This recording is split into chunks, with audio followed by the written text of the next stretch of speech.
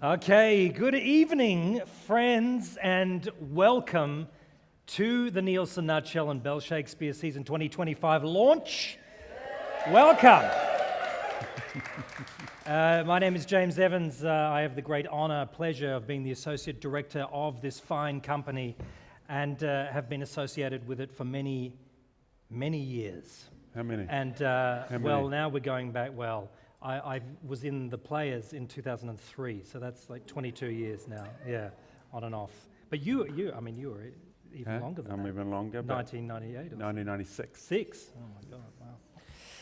So, a bit of institutional knowledge here on the couch tonight from Bell Shakespeare and into our 35th season. Of course, here we are on Gadigal land, in the land of the Gadigal Eora people, and we pay our respects to elders past and present, and special mention and welcome and greetings to First Nations people here tonight in the room and also online. Joining us as well, of course, tonight we are live streaming our event around Australia, indeed around the world perhaps. Lots of people joining us to see what Bell Shakespeare's up to in 2025. We love you guys. Thank you so much for being here tonight. Our supporters, our donors, our artists, collaborators, subscribers, audience, partners. We do what we do because of and for you. And we love our Bell Shakespeare family. So thanks for being here in the room and online here tonight. Now, of course, none of this happens and none of this works without the wizard pulling the controls behind the curtain. Please welcome Peter Evans, Artistic Director of Bell Shakespeare. Right. Very good. Thank you, Jimmy. Peter, 2024. It's already, I can't believe it's September, it's zipped past. Yeah. Midsummer Night's Dream, it started off, we went into King Lear starring Rob Menzies. We had In a Nutshell, as well as an array of great programs and education. Some highlights for you, Peter, from the year? Well, yeah, it was a great year. We just finished In a Nutshell in Canberra on Saturday, so I'm slightly still kind of processing that one, but it's been a really eclectic year, interesting year, starting with The Dream. Which does feel a long time ago now, and then particularly because it was the national tour and we went everywhere, and some of us in this room, in fact, got to visit it in Margaret River, which I've got to say was a highlight. Yeah, it was nice watching Shakespeare in Paradise. Sure. That was nice. But that was fun to revive that show. We hadn't done it for a long time. And it was such an audience favourite, that play, and one of my favourite plays of Shakespeare, so that was great. And then it was kind of, I think I said in last year's brochure, it was kind of from the ridiculous to the sublime, then heading into King Lear, which was huge, and to be back in this room and in the Fairfax was great, and it was great to work with Robert, and it was a beautiful group, actually. That whole group, the chemistry inside it was so lovely. That was a great experience. And then In a Nutshell, which was terrifying, as it always is for me, but that was lovely too. Really cracked open some of those scenes and speeches and plays. I found the whole process of it really interesting. I feel this last year, I've spoken to you, Jimmy, and some of the people at Bell, and I'm sure some of you, this few years felt very philosophical in a lot of ways. I've been thinking a lot about the company and about the works of Shakespeare, and so tackling In a Nutshell was really interesting. And because we took this, as opposed to 2 years ago when we did a bit of a survey of the best ofs, I think was sort of what we did when we first did In a Nutshell. With this one, with its focus on violence, it's always really interesting to look at Shakespeare through a quite narrow lens.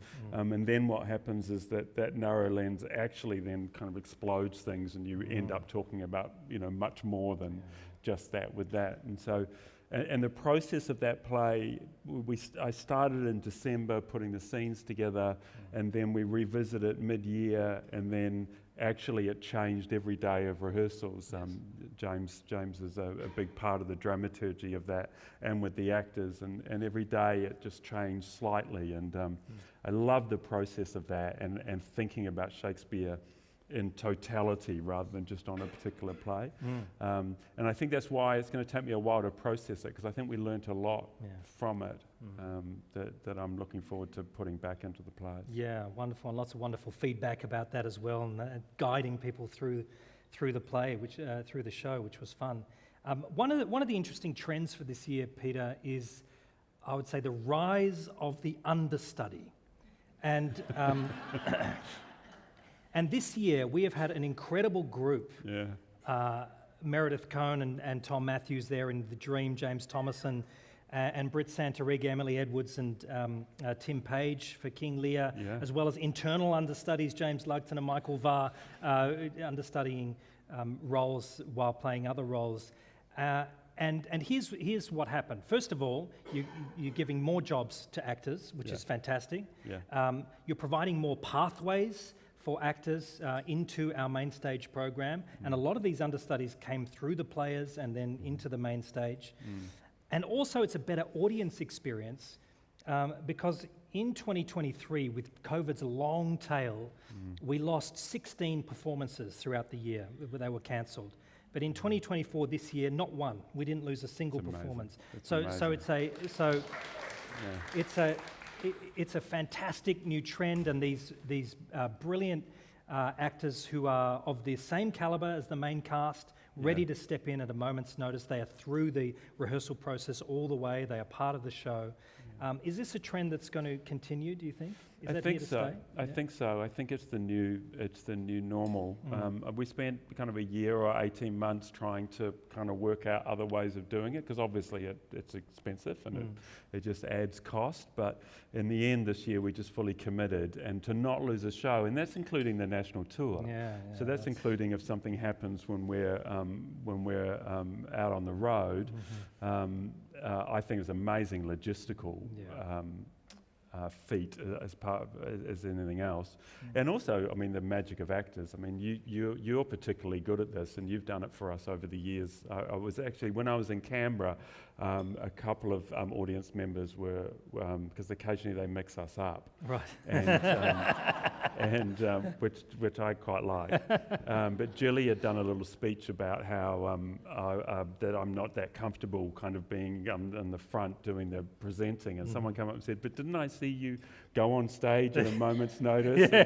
What they were referring to is you going on for Brutus when we did Julius Caesar with just a few hours' notice.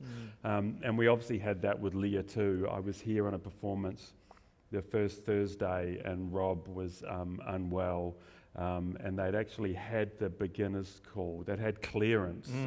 So backstage there's cue lights, and they flash kind of orange, and then when you're backstage you push it to tell the stage manager you're ready to go, and then it goes green and they come on. And one side had pushed theirs, and the other side that Rob was on hadn't pushed theirs. Right. And I was in the audience, and I could see that we weren't starting on time, and I was getting very agitated about that. And then the stage manager comes out. I thought, oh, this isn't good.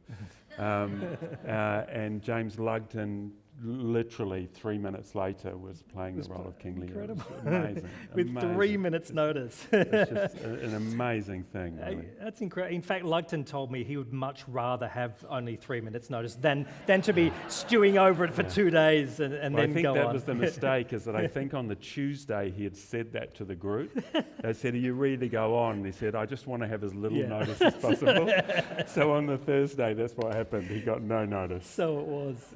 He did look, I remember, because I was in the room with Rob, and then Rob's like, I'm really dizzy, and I don't think it's going to happen. And I put my head out, and all the actors are outside, and I looked at James, and he went white as he realised that, okay, here it goes. It's coming. It's coming. And how brilliant he was as well. And that always reinvigorates a show as well, when someone else jumps in and plays the role. The whole thing suddenly comes back to life, which is wonderful. But anyway, 2025 is Bell Shakespeare's 35th anniversary, which is a wonderful. John Bell's legacy continues. The company's going strong. Peter, let's talk about 2025. What is the first show that you have decided to program for the year? So, we kick off the year with Henry V. Henry V. No, not yet. No, Henry V? No? Okay. Henry V, good. And now you've invited a very special friend of Belle Shakespeare. There it is. Isn't that good? Isn't that good? Beautiful, beautiful photography and design there. And Christopher Doyle & Co. Put together our brochures, and we love working with them. Now you've invited a very special friend of Belle Shakespeare, Peter, to direct this. Yeah, so Marion Potts is coming back. Yeah. So Marion and I met her at my graduation show from NIDA in 1995. Yeah. So she was working at the STC and she came along to see it, and she was very kind to me way back then, and we've been friends ever since, and we worked together at Belle Shakespeare in 2005. We were both John's associates. And then I was in Melbourne, and she was John's associate from 2005 to 2010. And then she went to run the Malt House. In her time here, have you got the plays? She did some wonderful work here, including the Hamlet with Brendan. With Brendan Cowell, and then the Othello. Othello with Wayne Blair. With Wayne Blair. Taming of the Shrew. And then King Lear, of course, with John in 2010. And then she went to Melbourne to run the Malt House, and then John asked me, and we swapped cities, and I came up and took her job as the associate. So anyway, we've been friends for a long time. She hasn't been in the company for 12 years. So I thought I really wanted to revisit this play. We did it in 2014.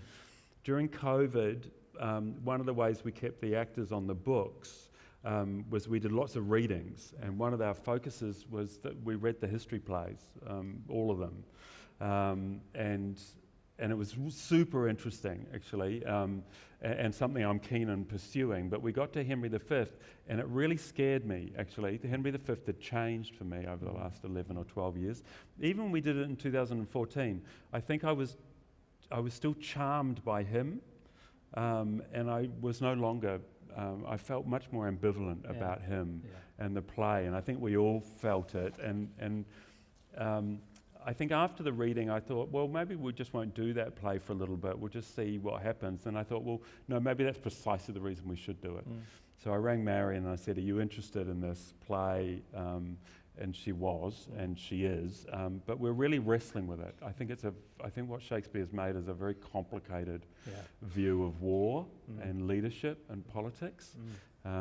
That I'm really excited to see what she's going to do with it. Yeah, me too. And Marion is in France right now. She can't be with us, but she has recorded a message for us tonight. Let's listen to Marion Potts.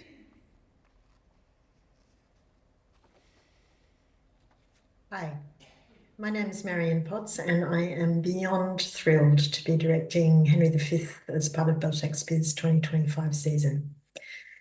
Henry V is about war, so hugely topical given the number of conflicts that are raging around the world right now.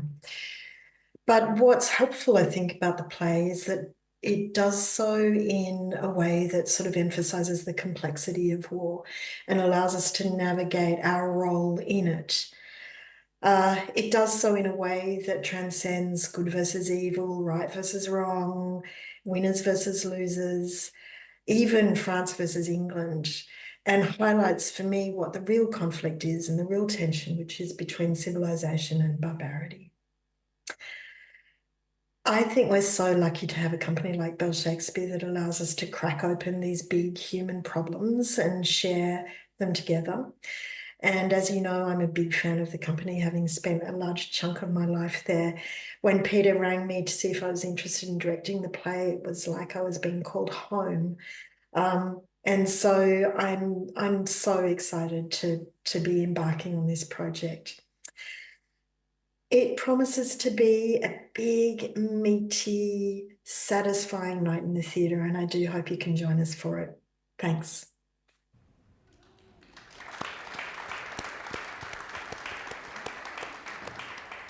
So Henry V, some of the roles have been cast. Here in the poster is young J.K. Kazi, who is a wonderful, dynamic, fantastic actor, just out of NIDA, a couple of years in the lead role. We're very excited to be working with him for the first time.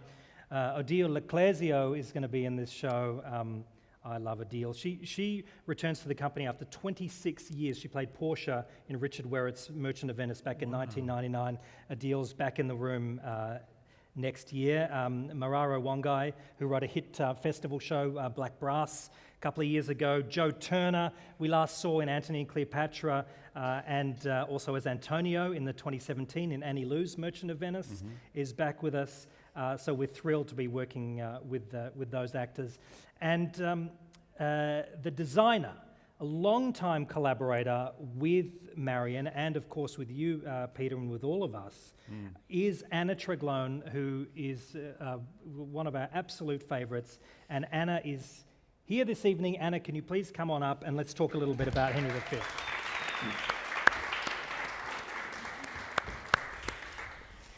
Hi, Anna. Hi, James. Welcome. This is exciting. How far along are you with the design for Henry V? Right in the sticky, hard, we know quite a bit about it, but we don't quite know what it is stage Is of it the game. contemporary, or what's the general vibe? It is contemporary. Yeah. As Pete alluded to in his introduction, what's interesting about the play is that it grapples with what war is and even the concept of how there can be a good and bad within a battle, and within the contemporary context with so much going on. We're interested in that viewpoint. So, Now, you've been working with Marion Potts for... Was Venus and Adonis the first thing you guys worked on together? Yeah, it was. So that was with Melissa Madden Gray and Susie Pryor in 2007, did we say? What did we say, Stokes? 8. 6, 8? Sorry, Jill? Julie Oh, while says 8, 2008. Thanks, Jill. Is that the first thing you worked on with Marion? Yes, it is. Yeah, And the first Bell Shakespeare as well. Yes. Yeah, right. and that was And you've been working with her on and off over the years. What is that relationship like? How do you work together as a team? Gosh, it's very collaborative. We have a very open exchange. We're kind of friends as well, which is always handy. So no, for this, and it's been quite a while since I've worked with her actually. At least 5 or 6 years. Yeah. So it's been a bit of relearning, and as you said, she's in France, so we're doing this via Zoom as well. But I guess it's a working relationship that really grapples with the hard stuff. Like we're definitely there to kind of question each other's offers. Oh, good. Kind of toss it out and try and get to the sort of the heart of it. And work out the best solutions. Fantastic. Right. Now, speaking of being in France, Anna, I understand that you're about to take a trip there as well. Tell us about that. Yeah, pretty exciting. Yeah. Yes, next Tuesday. Next Tuesday? Yes, I'm going to go to France and meet Marion in Paris. Yes. And we're going to go to Agincourt and look at the site of the battle. Wow. And, which I anticipate will be really informative, actually. Yeah. It's been kind of interesting. Not that we're not planning on it being a historical artefact or leaning too heavily into that, but just I do find that Shakespeare really writes to the landscape of the places that he writes of, so I'm kind of very interested to actually see the lay of the land. You can read the descriptions and hear about it, but quite different to experience it. And then we'll go down to the south where she is and grapple with all the hard stuff. Oh, wow, so you're going to do some work down there. Come out of it with some answers is the plan. And JK's coming to meet up with you as well, right, in Agincourt? Super exciting. I haven't met him before, so that's where we'll meet, which will be awesome. Great. Don't go to the wrong... There's 2 Agincourts in France. There's one in the east, but the one where the battlefield actually in France is called Azincourt with a Z instead of a G. So make sure you go to that one in the north. That's the where the actual field is. What happens if you're at the other one? What's there? There's not much there. It's just a village. Did you do that? No. Just checking.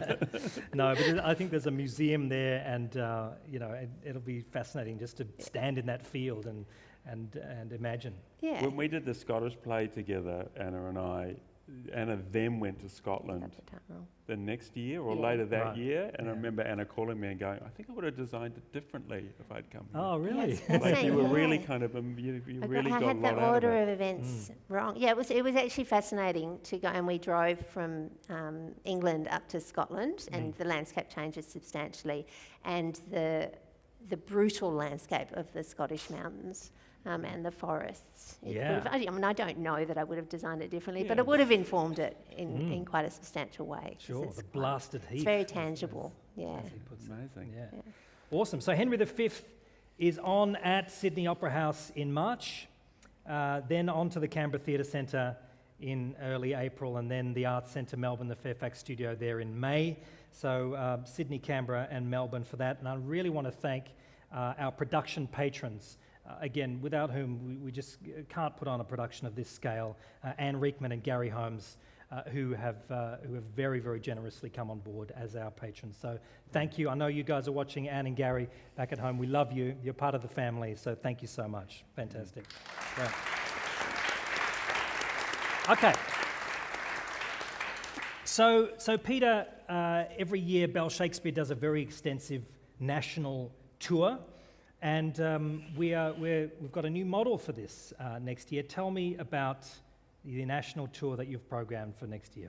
Right, so next year the national tour is Romeo and Juliet. Yes, Romeo and Juliet, the production that you did last year. Last year. So this is this is part of the new strategy going forward, is that often, not always, but often the shows that we make in the nutshell, we then adapt. So Anna designed that one, and we adapt into proscenium arch, and oftentimes with a new cast, and as a starting point, we produce our touring show. So that obviously includes Canberra, which the Nutshell show doesn't always go to.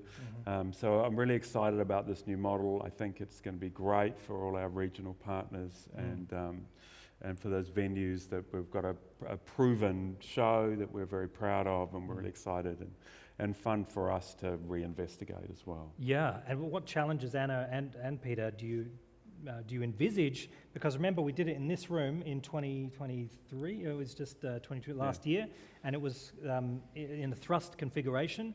But you don't have any theatres like that on the national tour. So what are the challenges?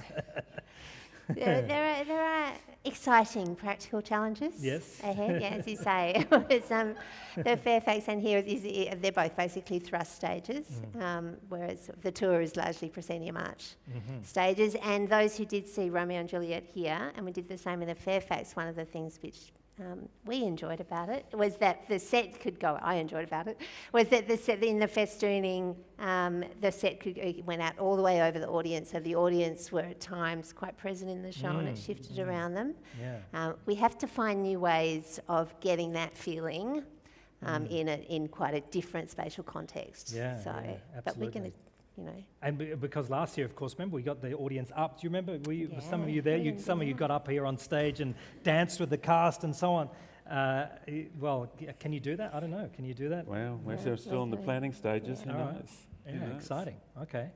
Now, the star of Romeo and Juliet, one of the stars of Romeo and Juliet has been cast, is Madeline Lee. And if you saw In a Nutshell, you would have seen her stunning performance in that production. Madeline is here with us tonight. Maddie, can you please come on up and let's talk about Juliet.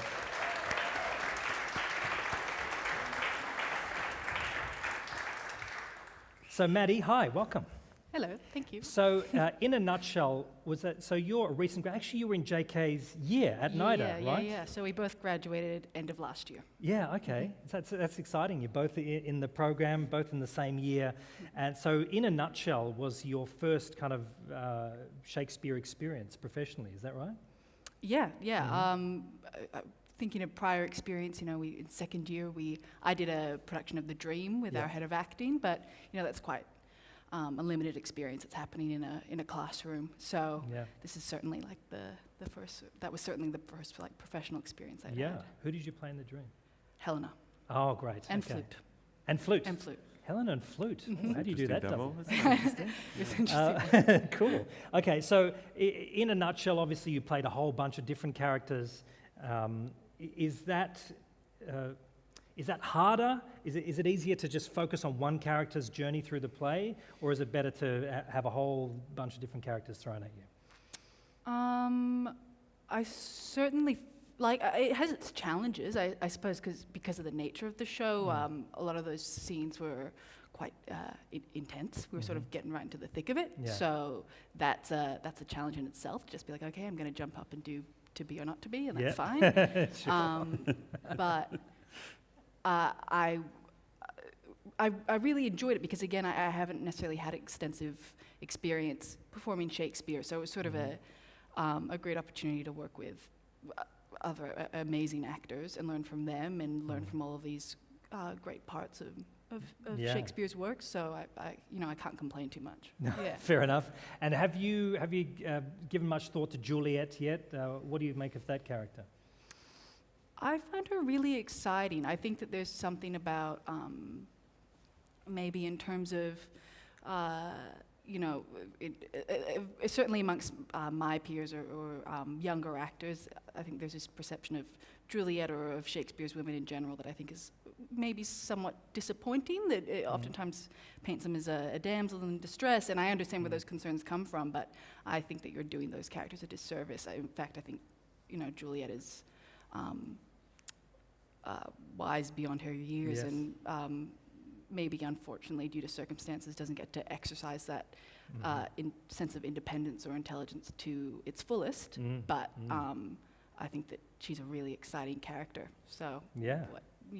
Well, we can't wait to see what you do with that, Maddie. It's opening at the Canberra Theatre Centre, Romeo and Juliet, on the 9th of August, and then a big national tour, 26 venues. Ready for that? 26 venues around the country, big tour, happy cast, all working together, and finishing at the Sydney Opera House on the 19th of November through to the 7th of December. And I should say a big thank you to our production patron, Katie Page, the CEO of Harvey Norman, who has come on board and is giving us a lot of support for this production. So Katie, if you're watching, thank you so much for Romeo and Juliet.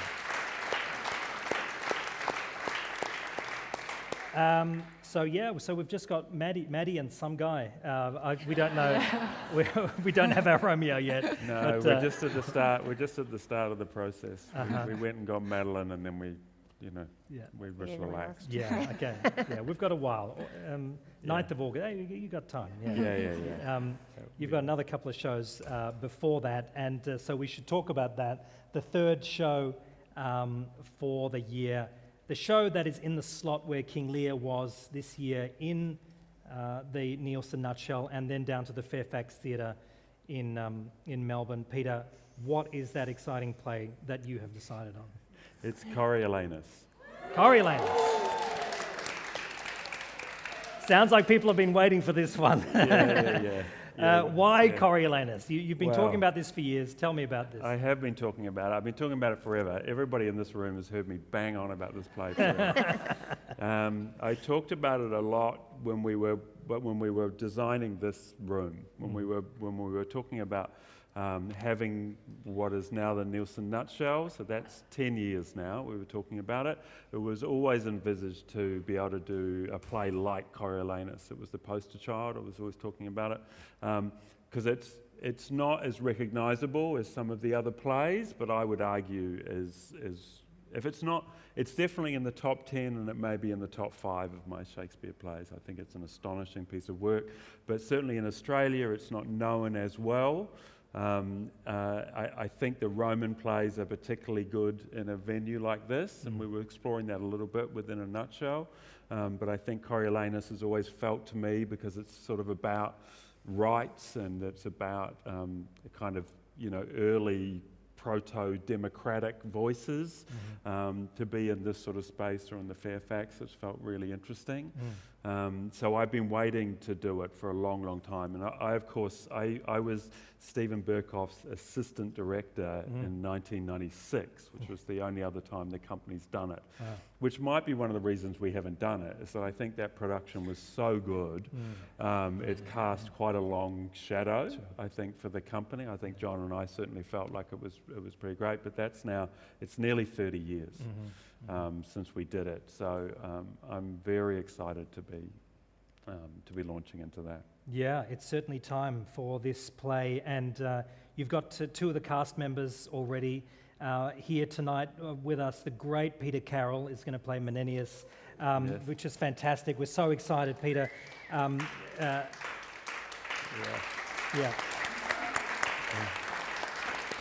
Can I, Jimmy? Can I just tell a little Peter Carroll story? Please do. Peter won't remember this, but when I was at NIDA, so this is in 90. What's he saying? Is he hazing me? He might remember. Well, when I was at NIDA in 1995, I was also the assistant director at Belvoir Street. I would spend the mornings at NIDA and then I would go off to Belvoir Street. And back in those days, of course, we didn't get paid for any of that sort of stuff. We just kind of volunteered to be in the room. And that was the Company B year, the first year of that. And the first thing we did was The Tempest. With Barry Otto and Kate Blanchett and Jason Clarke, and it was wonderful anyway. But I remember the very first morning I got there, I was very frightened. I was 25 and it was a room full of very serious people who all, of course, knew what they were doing. And Peter Carroll was the first person who came up and spoke to me, and he was very kind, and we had a cup of tea together before rehearsal started, and I've never forgotten that. He was a even then, Peter, you were a senior practitioner, and you took me under your wing, and I've never forgotten it. And so we've known each other for a long time, but this will be our first time as director and actor. I'm really looking forward to it. That's wonderful. And Peter last worked for the company in Marion Potts's Lear, of course, in 2010 as the Fool, wonderfully.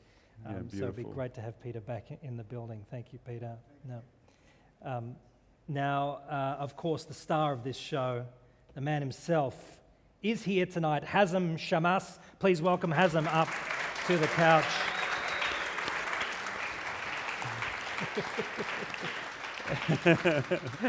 He's got the text with him here. This is fantastic. He never leaves home without it. Did you? Yeah, there you go. Yeah, it's like a Graham Norton. It's like the Graham Norton. It's like, it's the James Evans. Yeah, it's even better. I love it. I love it. Like, nice sofas too. Here we are. Who is this guy? Who is Caius Marcius Coriolanus? I don't know. Yeah. I don't know yet. He's full of bluster and all. He's like an angry dude. Pretty angry. I don't know.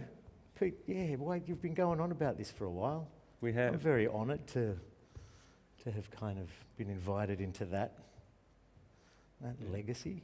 Yeah, we started talking about it during COVID. This was one of the COVID ones. Yeah, that we that's started right. Talking about. Haz was part of those readings we were doing. Yeah, I'm pretty terrified of him. Yeah? Yeah, and I guess that's part of the reason I've kind of gone, okay, for so many reasons.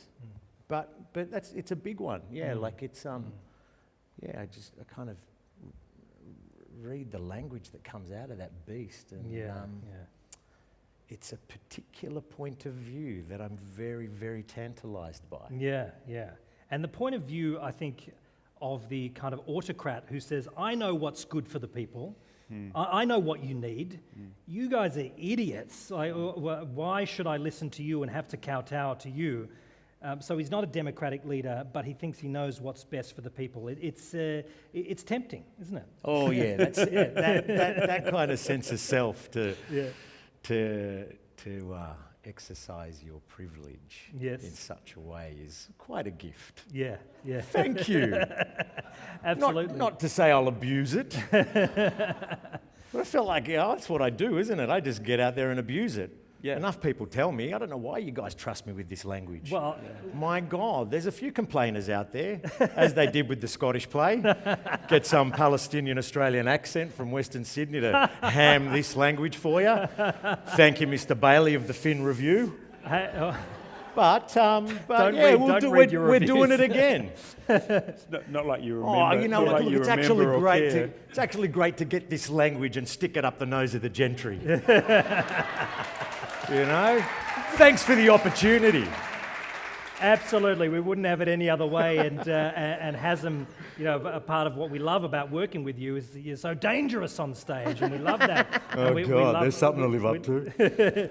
We love how much you enjoy chewing and eating this language. You've been working with Bell on and off now for 14 years. Do you remember the first show you did with the company? Was it the Scottish play? Yeah. In 2012. Yeah, why wasn't it before? Why didn't you guys employ me before I wasn't.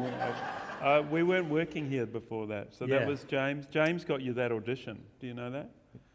James came to me and said, you need to meet my friend Hazem. I know. We had talked about it. And he was on a mission, and he's achieved it. Yeah. You've done great things here. I got you in the door, but you achieved it, Hazem. Yeah, that was a great production. I was very, very, very proud to be a member of that. You were Ross in that production. I thought I was the Scottish Yeah, king. that's right, yeah. Oh, you were But the I was Scottish, Ross. Scottish king in waiting, and eventually you got there. But you were also on the tour of Comedy of Errors. Remember that one? You were one of the Dromios. Trip of a lifetime. How extraordinary. Yeah, I love that. Love that production. Yeah, that was a Yeah, co-pro with and the Adelaide. tours that this company does are just the best. I've never been so well looked after, as you know, and as an actor or as an artist, to tour the country like that in this country, doing this kind of stuff is such an honour. And you guys do it really, really well.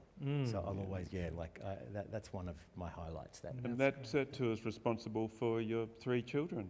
Well, yeah. Is that right? Yeah.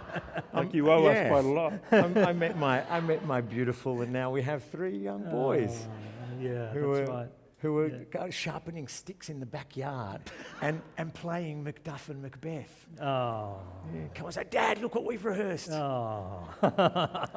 That's very sweet. My kids don't want to know about Shakespeare. More. Oh, look, the world, it's probably enough Shakespeare geeks on the planet now. That's There's true. no more room on the sofa. That's right. Coriolanus will be here in the Nielsen Nutshell in June, July, and then down to the Arts Centre Melbourne in July and August. You've just got to keep reminding me it's not a comedy. Yeah, that's what it is. It's not a comedy. You reckon you're going to ham it up? So the Monty Python stuff doesn't come through too much. No, none of that. Yeah. That's,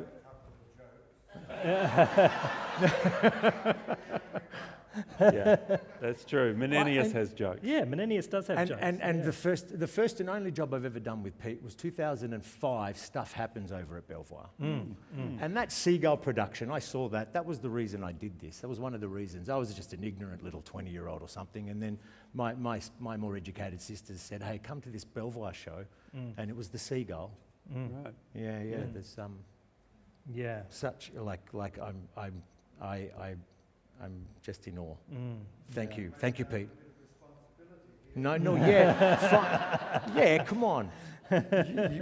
There's like Stuff Happens every night was like a masterclass. Viapan, that beautiful scene at it was like a masterclass. So it'll be the same. I'll behave more. Another play about politics and the nature of politics and the personalities within politics and the various stratas and techniques and methods of governance. And so it's not Yeah.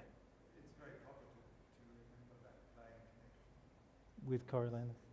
I think Yeah, That's right. absolutely. That's exciting. That's wonderful.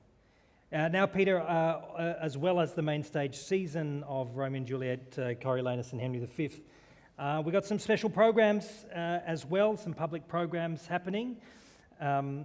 First of all is the panel discussion on Shakespeare, power and politics, which is going to link into the themes of Coriolanus.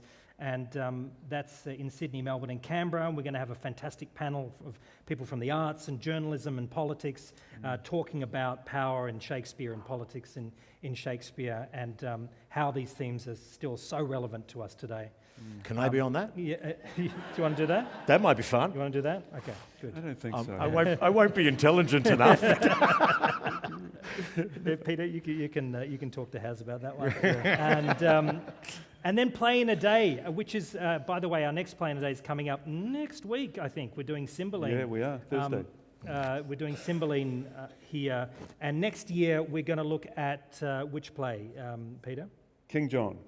We're going to look at King John for Play in a Day. Now, why we've been dipping into this play a little bit recently. I think what's your I interest? think this might have been your idea actually, because we've been doing Constance quite a bit. So Yeah. we've done Constance in a nutshell.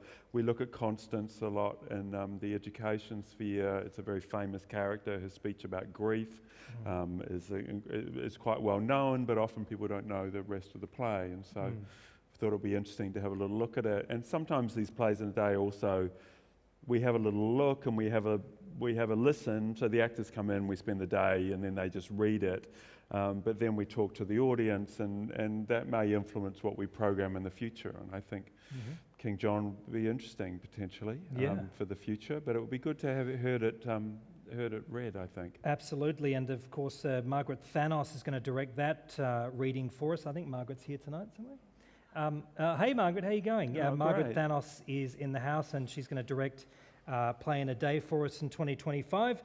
We're also going to do a special subscribers-only event around Coriolanus where Professor Liam Semler, who is an acknowledged world expert on this play and has written the book for Arden on it, etc., is going to give a talk exclusively to season ticket holders here in the Seed next door in May, just before the show starts. And of course, we can't go a year without putting on Sonnets and Semyon again. You guys, Sonnets and Semyon gets a round of applause. Getting some of those great Tyrrell's wines and matching them with some Shakespeare. What a night in the Seed. People love it, so we'll do that one again for you as well. So our special event, Sonnets and Semyon, the deep dive into Coriolanus, only for the season ticket holders, King John playing a day, and the Shakespeare Power and Politics panel discussion, which will be exciting in Sydney, Melbourne, and Canberra. That's happening. Okay. So just before we wrap up our evening tonight, I was just going to open up to you guys. Madeline, what's a line or something that you're excited about sinking your teeth into for Juliet? What's one of the lines that you're really keen to say? I mean, there are plenty, but probably the first one that comes to mind is, "My bounty is as boundless as the sea. My love is deep. The more I give to thee, the more I have, for both are infinite." Yeah, that's my Pretty favourite. good. I love that line. That extraordinary image of the endlessness of love. And he comes back to that a few times, doesn't he, Peter? Cleopatra, I think, has a similar line as well. Yeah, infinite. It's beautiful, isn't it? Yeah. And Hazem, how about you? You're excited about sinking your teeth into this language. What's one of the bits that you're excited to say? He's got his text. Well, Yes.